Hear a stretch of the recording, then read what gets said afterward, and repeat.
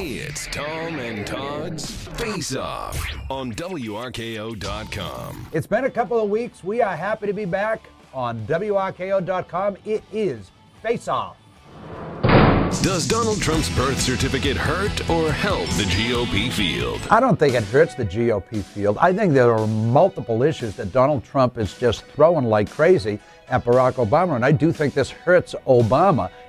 Trump also lets the other candidates seem a little bit more normal, a little bit more rational. Let him do the dirty work. They'll seem to be above it, so on and so forth. It's also very good for Mitt Romney, I think, because it keeps Tim Pawlenty and other people who want to start making their way into the race out of the news, because Trump sucks all the oxygen out of the marketplace. And that's nice for everybody. Plus, he does hurt Obama. He's talking about birtherism, and that goes to all those things about the president that feel kind of foreign. Not just birtherism. He's talking about maybe $5 a gallon gas, all the jobs that have migrated out, the loss of manufacturing base here in the United States of America, all the economic anxieties. Although to Todd's point, how is Mitt Romney not suffocated by the Trump noise?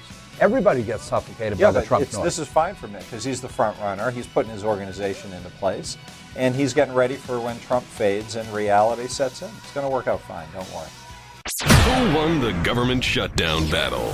The government shutdown battle was won by everybody. Barack has gotten a good push out of it. John Boehner's gotten a good push out of it. Everybody in Washington has, I think, done pretty well. But the Republicans, in terms of agenda, they were the ones who took control of the agenda. Now, everything is in the conservative conversation. We're talking about budget cuts, not how to do another stimulus package. If Democrats had their way, they'd be doing more stimulus. You notice high-speed rail has kind of dropped out of the national conversation. Todd's right. The Republicans won this, not so clearly, not in such a dominant way, because Obama is very clever and has shifted, and he's become the budget cutter-in-chief.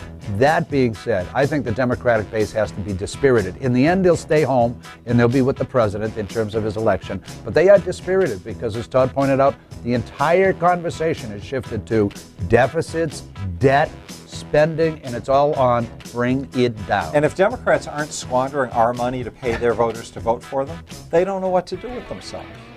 Mitt Romney has announced what are his chances of winning the White House. Well, this is a great puzzle for all of us who are fascinated by politics and have some knowledge of Mitt Romney. He will not do well in Iowa for a variety of reasons. He'll probably do reasonably well, if not very well, in New Hampshire. If he doesn't, forget it. You can write the obit.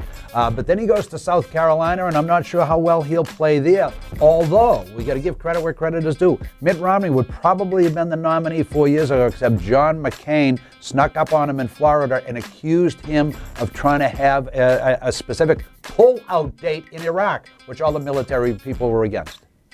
Well, Mitt only has, I believe, 2 homes right now.